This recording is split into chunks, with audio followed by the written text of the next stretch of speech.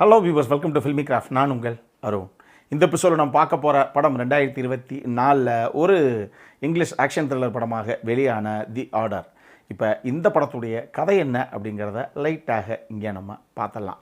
படத்துடைய கதைக்கிழமை 1983-84 நடக்கிறதாகத்தான் இந்த கதைக்களம் சித்தரிக்கப்பட்டிருக்கு. படத்தில் நம்ம கதாநாயகனுடைய பேர் டெரி ஹஸ்க். இவர் பேசிக்காக ஒரு FBI ஆஃபீஸரு. சரி, ஒரு இடத்துக்கு போகிறோம், நிம்மதியாக உட்காந்து வேலையை பார்க்கலாம் அப்படின்னு நினச்சி ஒரு இடத்துக்கு சார்ஜ் எடுக்கலாம் அப்படின்னு வந்தால் கடைசியாக அங்கே வந்த உடனே இவருக்கு வேண ஆரம்பிக்குது. என்னங்க பிரச்சனை அப்படின்னு கேட்டிங்கன்னா, இவர் ஒரு பக்கம் போலீஸ் ஆஃபீஸராக இருக்கிறது ஸ்மூத்தாக இருக்கிறதெல்லாம் இருக்கட்டும், ஊருக்குள்ளே அங்கங்கே வங்கி கொள்ளை இல்லை வழிப்பறி கொள்ளை அப்படின்னு சொல்லி அளவுக்கு அதிகமாக அரங்கேறிக்கிட்டே இருக்குது. இது எல்லாத்தையுமே பாப் மேத்யூஸ் அப்படிங்கிற ஒருத்தனுடைய தலைமையில் ஒரு கும்பல் தான் பண்ணுது. ஒரு டீம் ஒன்று பண்ணுறாங்க அப்படிங்கிறது போலீஸுக்கு முதல்ல தெரியல. ஆனால் யாரோ ஒரு டீம் பண்ணுறாங்க அப்படிங்கிறது மட்டும் தெரியுது. இதில் என்ன மேட்ரு அப்படின்னா, அந்த பேங்க்கில் இருந்தோ இல்லை அந்த தனிநபர்கிட்ட இருந்தோ போலீஸுக்கு இன்ஃபர்மேஷன் வந்து எப்படியாவது போய் பிடிச்சிடலான்னு சொல்லி போலீஸ் ஸ்பாட்டுக்கு போகிறாங்க இல்லையா, அவங்க போகிறதுக்கோ இல்லை போகிறதுக்கு முன்னாடியோ அந்த டீமு மயிரிலையில் காத்தோடு காத்தாக கலந்து காணாமல் போயிடுறாங்க. இவங்க ஒரு தடவையும் போய் கடைசியில் அந்த க்ரைம் சீனில் ஏதாவது ஒன்று கிடைக்குதா அப்படின்னு பார்த்தோன்னா ஒரு ஃபிங்கர் பிரிண்ட்ஸ் கூட போலீஸுக்கு கிடைக்கல.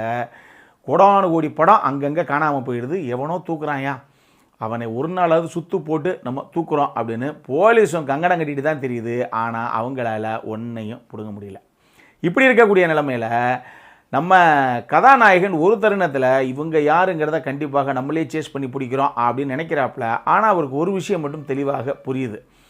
நிச்சயமாக இதை பண்ணுற அந்த நபர்களோ இல்லை அந்த கூட்டமோ அவங்க வெறும் பணத்துக்காக மட்டும் இதை பண்ணலை, இதுக்கு பின்னாடி வேறு ஏதோ ஒரு காரணம் இருக்குது அப்படிங்கிறத புரிஞ்சுக்கிட்டு கதாநாயகன் களத்தில் இறங்குறாப்புல. இதுக்கப்புறம் இந்த கதையில் என்ன தான் நடந்தது, இதுதான் இந்த படத்துடைய மொத்த கதையை. இந்த படத்தை ஜஸ்டின் கர்சல் அப்படிங்கிற டைரக்டர் தான் இயக்கியிருக்காப்புல. இதே டைரக்டர் இயக்குன நிட்ரம் அப்படின்னு சொல்லி ஒரு படம் 2021 வெளியாச்சு. நம்ம விமர்சனம் பண்ண ஒரு படம் தான். பொதுவாகவே நம்மால் பாட்ஸாக தான் எடுப்பாப்புல, அதாவது பேஸ்டு அந்த ட்ரூ ஸ்டோரி அந்த மாதிரி கதையாக தான் எடுப்பாப்புல. நிட்ரமே கூட அப்படி ஒரு கதைக்களம் தான். அதையும் ரொம்ப நீட்டாகவே ப்ரெசென்ட் பண்ணியிருந்தார். இந்த படமும் அந்த மாதிரி நீட்டாக ப்ரெசென்ட் பண்ணப்பட்ட ஒரு படம் தான். ஆனால் எக்ஸ்பெக்டேஷனை உங்களுக்கு தெளிவாக முதல்ல நான் செட் பண்ணிடுறேன். இந்த படம் உள்ளூர் ஆடியன்ஸுக்கு கிடையாது. அவங்க ஒதுங்கி இருக்கிறதே நல்லது. உள்ளூர் ஆடியன்ஸுக்கெல்லாம் என்னங்க அப்படி பேசிக்கிட்டே இருக்காங்க அப்படிங்கிற மாதிரியே தோணும். அதனால் நானே சொல்லிடுறேன், இந்த படத்தை பார்த்து உங்கள் நேரத்தை வீணடிக்க நீங்கள் தேவை கிடையாது. ஆனால் ஹாலிவுட் க்ரைம் ட்ராமாஸ் எப்படி இருக்கும் அப்படின்னு தெரிகிற நபர்கள், ஸ்லோ பர்னிங்காகத்தான் இருக்கும், அதை அணுவணுவாக ரசித்து பார்க்கக்கூடிய நபர் தான் நான் அப்படிங்கிற நபராக நீங்கள் இருந்தீங்கன்னா நீங்கள் இந்த படம் அட்டம் பண்ணி பார்க்கலாம். ஆகா ஓஹோ அப்படிங்கிற எக்ஸ்பெக்டேஷன் எல்லாம் போகாதீங்க. பட் டெஃபினட்டாக ஒரு டீசன்ட் வாட்சி நீங்கள்லாம் டெஃபினட்டாக அந்த படம் பார்க்கலாம்.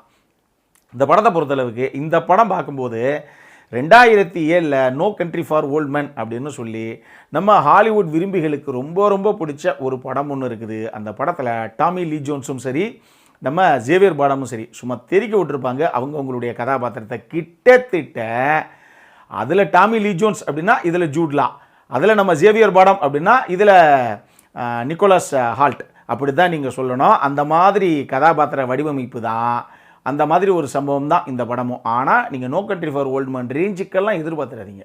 ஏன்னா இன்னைக்கு டேட்லையும் உலகத்தின் தலை சிறந்த வில்லன்கர்னு ஒரு 10 பேரை அடுக்குங்க அப்படின்னா நீங்கள் மொத்த உலகத்திலையும் சேர்த்து எடுக்குனா கூட ஜேவியர் பாடத்துடைய அந்த கேரக்டர் உள்ளே நின்னே தீரும். அந்த மாதிரி தெரிக்க விட்ட நம்மளை பதபதைக்க வைக்கக்கூடிய ஒரு வில்லன் கதாபாத்திரம் நோ கண்ட்ரி ஃபார் ஓல்ட் மேனில் ஜேவியர் பாடம் பண்ணுது.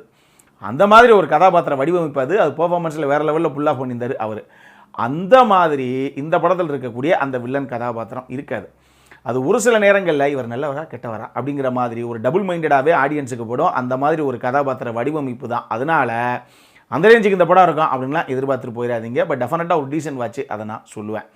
இந்த படத்துடைய கதைக்கிழமை, இந்த படமே முதல்ல 1989 தி சைலண்ட் பிரதர்ஹுட் அப்படின்னு சொல்லி ஒரு புக்கு ஒன்று வந்தது.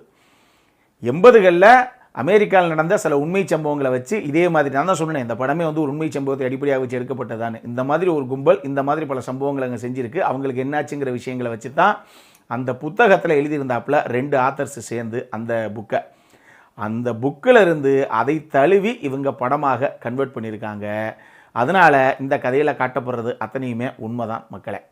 அதனால் மிகைப்படுத்தி எதுவும் நம்மளாக காட்ட முடியாது. என்ன இருக்குதோ நடந்ததோ அதை மட்டும்தான் காட்ட முடியும். அதை இந்த டீம் பண்ணியிருக்கு.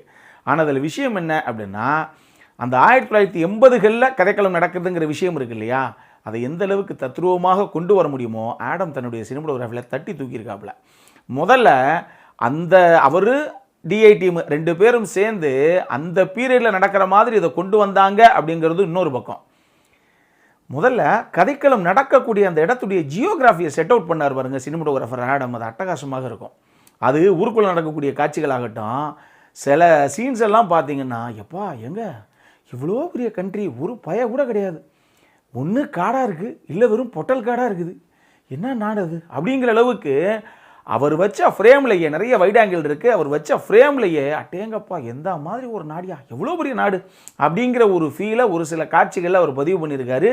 அந்த மாதிரி ஒரு சில வைட் ஆங்கிள் காட்சிகள் இருக்குது. நான் எதை சொல்கிறேன்னா அந்த காட்சிகளை கடந்து போகும்போதே நம்ம ரெகுலராக பார்க்கக்கூடிய வேவ்லெந்த் ரசிகர்களுக்குலாம் தெரியும். செமையான ஃப்ரேமிங் இது, அட்டகாசமாக பண்ணியிருந்தாப்புல அவர். இப்போ ஒரு பொட்டல் காடு மாதிரி இருக்கும், சுற்றி மலை மாதிரி இருக்கும், நடுவில் ஒரே ஒரு ஒத்த ரோடு மட்டும் போகும், அதில் ஒரு வண்டி ஒன்று போகும். அந்த மாதிரி ஒரு ஏரியல் ஷாட் மாதிரி ஒரு ஷாட் ஒன்று பண்ணியிருப்பார், ஒரு வைட் ஆங்கிள் ஷாட். அந்த மாதிரி நிறைய காட்சி அமைப்புகள் இருக்குது இதில்.